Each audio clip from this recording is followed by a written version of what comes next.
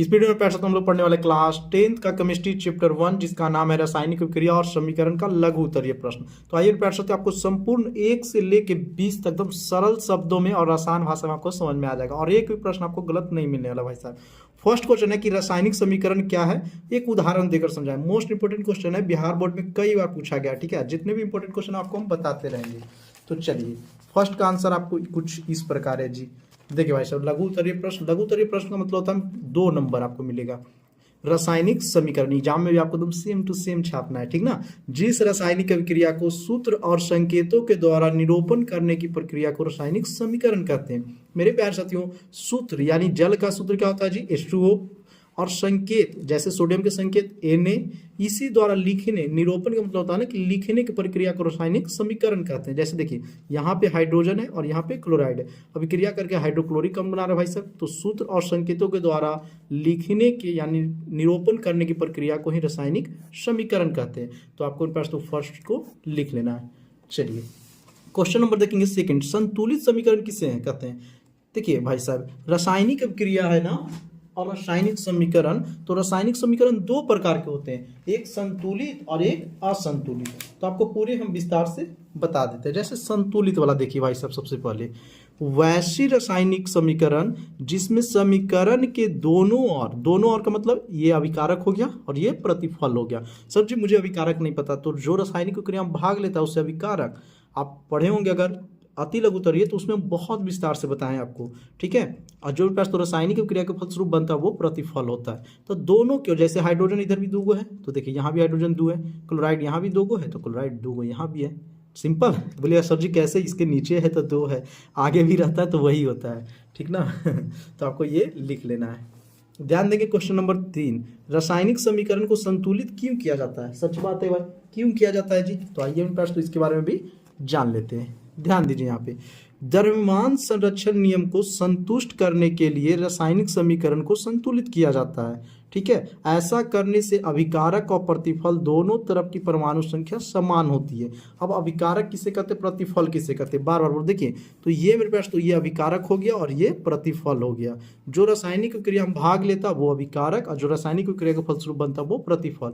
तो दोनों तरफ देखिए तो समान है, दोनों तरफ परमाणु की संख्या समान हो जाता है। इधर भी 2 है तो इधर भी देखिए पास, इधर भी 2 तो इधर भी 2, इधर भी 2 तो इधर भी 2। कैसे हुआ सर जी, तो देखिए जैसे हाइड्रोजन देखिए पास तो क्लोराइड अभिक्रिया करके हाइड्रोक्लोरिक अम्ल बनाता है, लेकिन ये संतुलित अभी नहीं है क्योंकि यहाँ पे एक ही हाइड्रोजन, यहाँ पे 2, तो हम यहाँ 2 दे देते हैं, जिससे 2 हाइड्रोजन हो गया, 2 क्लोराइड भी हो गया। तो ये संतुलित है, इसीलिए करना चाहिए संतुलित, ठीक है।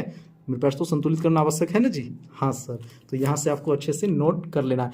और आपको वीडियो एकदम मजा आ रहा होगा ना, तो चैनल को जरूर सब्सक्राइब कर लीजिएगा। और प्रतिदिन लाइव क्लास होता है। अगर आपका भी सपना है कि सर जी हम बोर्ड एग्जाम में साइंस में मेरा 90+ रहे, तो 100% श्योर रहिएगा आपके सर के 90 पार है, आपका भी 90 पार जाएगा।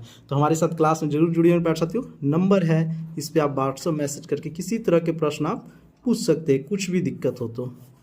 चलिए नेक्स्ट क्वेश्चन 4 नंबर, रासायनिक समीकरण से प्राप्त होने वाले 3 सूचकांकों को लिखिए। रासायनिक समीकरण जब होता है प्यारे साथियों तो आपको 3 सूचकांक लिखना है, ठीक है। देखिए रासायनिक अभिक्रिया में जब भी कुछ भी होगा तो पास तो गैस में बदलना, रंग में परिवर्तन, अवस्था में परिवर्तन, अवक्षेप का बनना, कोई भी आपको 3 गो लिख लेना है। आगे चलते हैं क्वेश्चन नंबर 5 पे, रासायनिक समीकरण से क्या फायदे हैं। रासायनिक समीकरण से क्या फायदे हैं, तो आइए फायदे के बारे में भी जान लेते हैं। हर कोई पैसा तो फायदा के बारे में जानना चाहते हैं ना जी।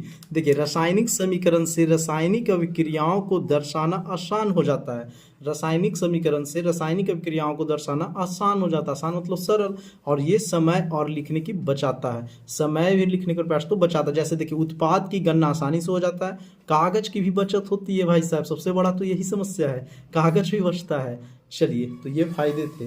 नेक्स्ट क्वेश्चन भाई साहब, क्वेश्चन नंबर 6 है कि अभिक्रिया के फलस्वरूप उत्सर्जित गैस और अवक्षेप बनने की जानकारी किस प्रकार दी जाती है। तो देखिए आपको हम सिखाए थे दोस्तों कि जब भी उत्सर्जित गैस रहे ना तो तीर के चिन्ह ऊपर रहेगा, और जब भी अवक्षेप यानी नीचे बैठेगा तो तीर के चिन्ह नीचे रहेगा। क्लियर हो गया। जब भी आपको देखिए गैस की बात हो तो तीर के चिन्ह ऊपर यानी गैस उड़ गया जी, और अवक्षेप की बात हो तो तीर के चिन्ह नीचे, अवक्षेप जमा हो गया। जैसे मेरे पास होती है बालू और चीनी के लीजिए, बालू और चीनी बोल दिए, पानी और चीनी के लीजिए, ठीक है। अब मिश्रण में प्रश्न तो मिलाते जाइएगा, एक समय ऐसा आएगा ना कि चीनी नीचे अपक्षेप में बैठ जाएगा। जैसे बालू लीजिए, पानी लीजिए, मिला दीजिए तो क्या होगा, बालू नीचे रूप में बैठ जाता है, उसी को अपक्षेप कहते हैं। आगे देखिए, निम्नलिखित समीकरण किस प्रकार की अभिक्रिया को निरूपण करता है। तो देखिए मेरे पास, तो आपको फटाफट बताना है कि 7 नंबर ये जो दो समीकरण है कौन सा अभिक्रिया को निरूपण करता है।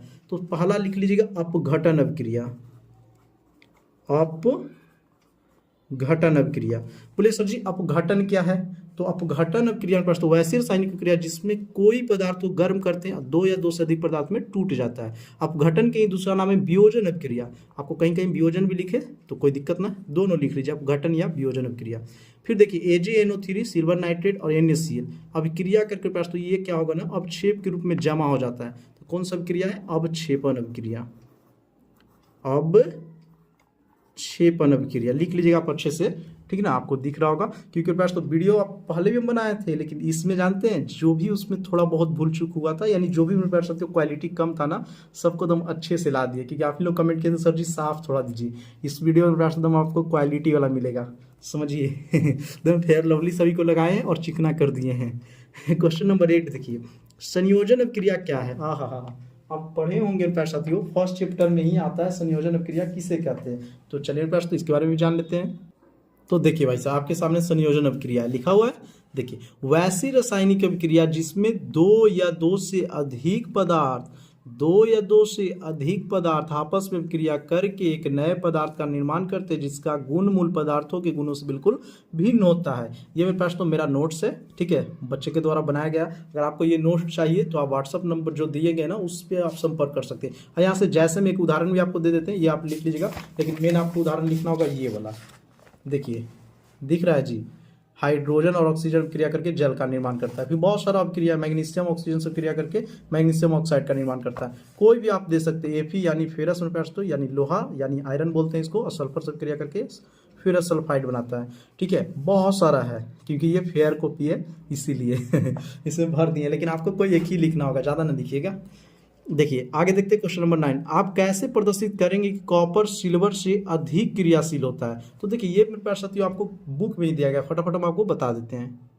देखिए मेरे पास तो आपको बुक में दिख रहा होगा, कॉपर ये सक्रियता श्रेणी है, जो धातु ऊपर है ना वो नीचे वाला से ताकतवर है, सिंपल समझिए। सबसे ज्यादा अगर कोई क्रियाशील धातु है तो वो होता है मेरे पास साथियों पोटेशियम, आपको दिख रहा होगा यहाँ पे।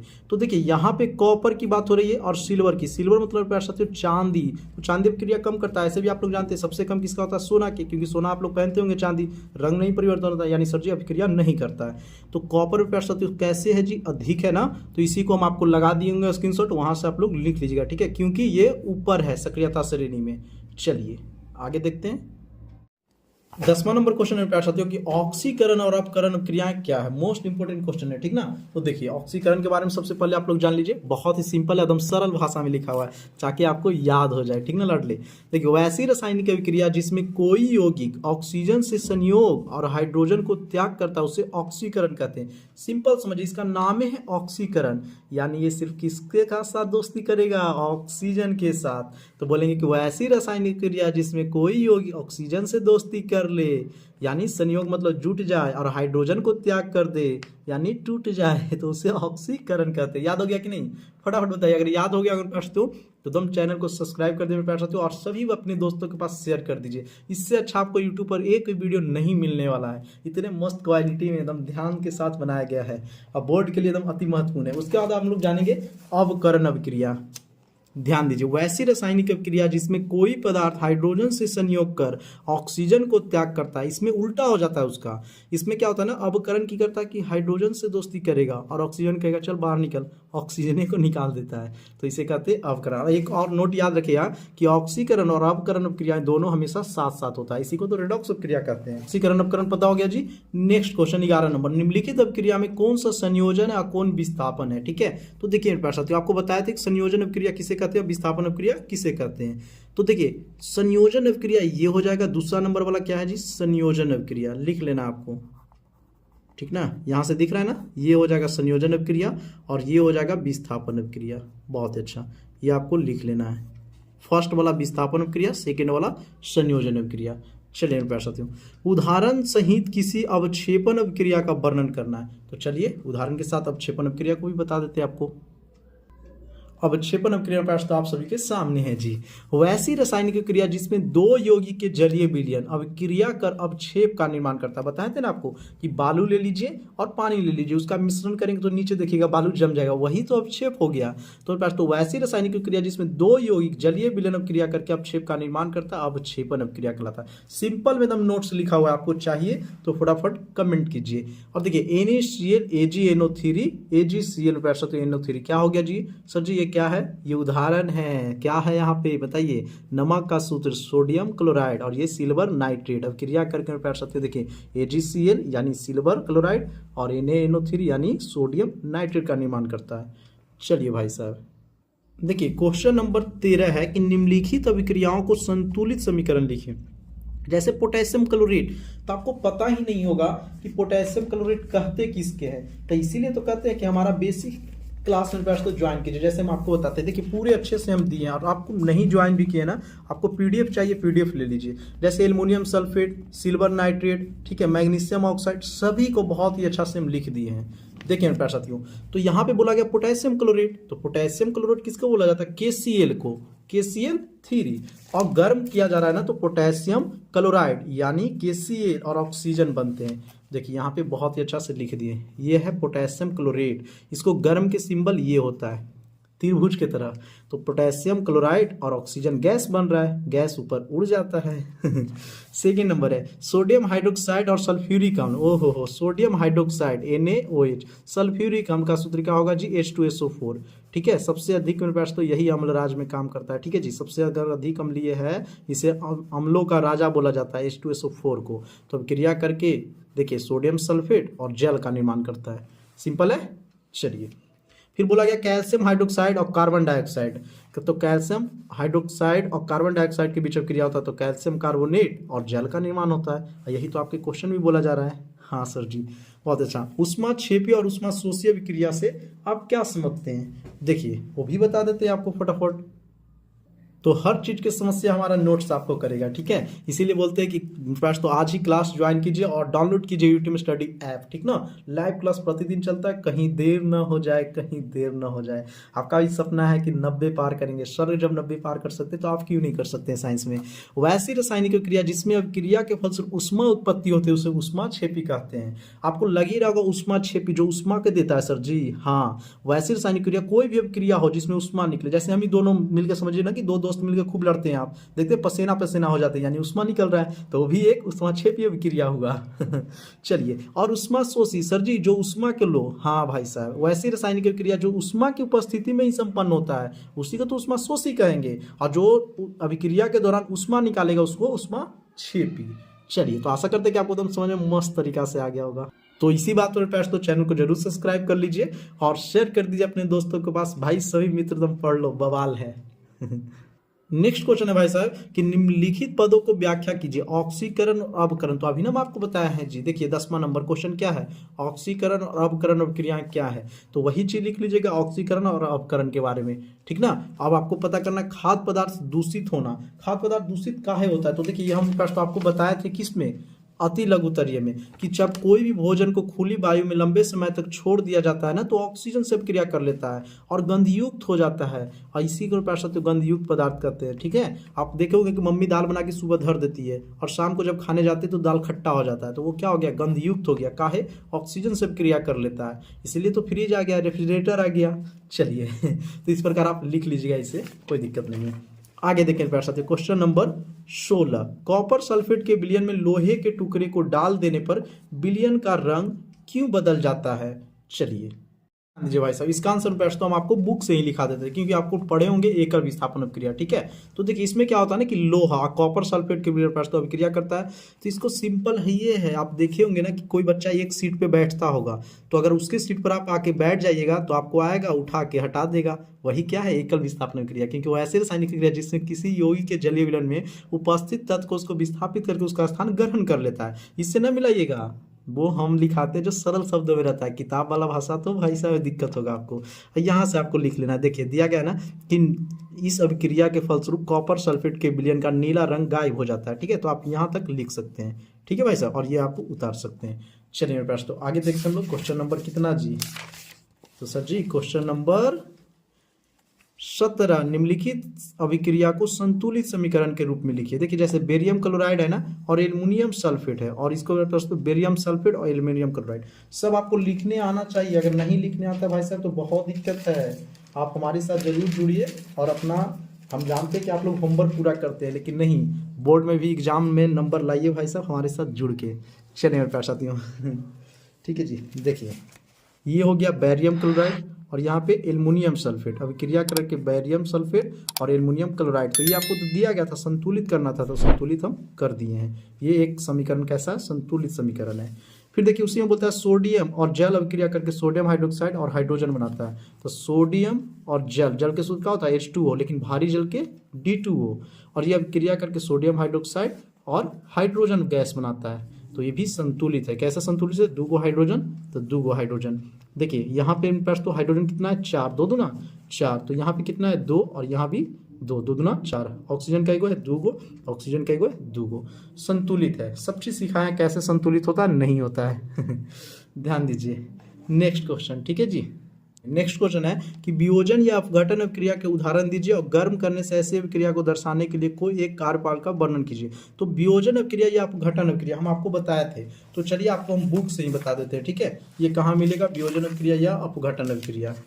देखिए हमको सब पता है कहाँ पे रहने वाला है। ये देखिए प्यारे साथियों, आपको नजर आ रहा होगा सर जी वियोजन अभिक्रिया या अपघटन अभिक्रिया क्या है, जो बता देते हैं कि वो ऐसी रासायनिक क्रिया जिसमें किसी यौगिक को गर्म किया जाता है ना, तो 2 या 2 से अधिक पदार्थ में टूट गया। जैसे देखिए कैल्शियम कार्बोनेट को गर्म किया है और 2 पदार्थ में टूट गया है, तो यही आपको एक बताना था। तो यहाँ से आपको यहाँ तक ये चित्र वाला बताइएगा जिसको गर्म किया जा सके, आप पार लीजिएगा, ठीक है, आंसर हो जाएगा लाडले। आगे चलते हैं जी देखिए एक प्रनली में रखे लेड नाइट्रेट के विलयन में पोटेशियम आयोडाइड के विलयन मिलाने पर आप क्या परीक्षण करेंगे। तो कुछ नहीं, देखिए आपको पता होना चाहिए बस समीकरण में पढ़ सकते हो। ये है पोटेशियम नाइट्रेट और ये है पोटेशियम आयोडाइड, ठीक। देखिए एक प्रनली में आपको दिया गया पोटेशियम आयोडाइड को रखने पे, और देखिए लेड नाइट्रेट, ये क्या है जी, लेड नाइट्रेट, पीबी क्या होता है, लेड, ठीक है। और ये मेरे पढ़ सकते हो पोटेशियम आयोडाइड। तो यहाँ पे आप देख लीजिए कुछ ज़्यादा ही हिल रहा है। नेक्स्ट क्वेश्चन, यह अभिक्रिया किस प्रकार की, तो यह अभिक्रिया उभय विस्थापन अभिक्रिया है, आपको लिख लेना है। अब आइए प्यारे साथियों फटाफट हम लोग आगे चलते हैं जी।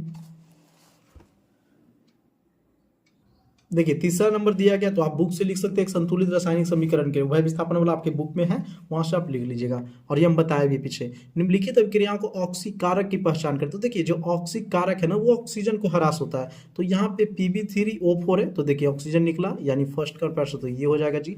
और सेकेंड देखिए Fe यहाँ जी, तो ऑप्शन इसका ए हो जाएगा। चलिए लाडले, तो तीनों का आपको इसको टिक कर लेना है। बताइए पास तो वीडियो आपको कैसा लगा, वीडियो अगर मजा आया होगा तो जरूर चैनल को सब्सक्राइब कीजिएगा और दोस्तों के साथ शेयर कीजिएगा। और नेक्स्ट वीडियो के लिए आप लोग बोलिए सर जी दीर्घ उत्तरीय प्रश्न लाइए, तो इसके लिए आपको लाइक कमेंट और सब्सक्राइब जरूर करना होगा। मिलते हैं नेक्स्ट वीडियो में, तब तक के लिए जय हिंद जय भारत।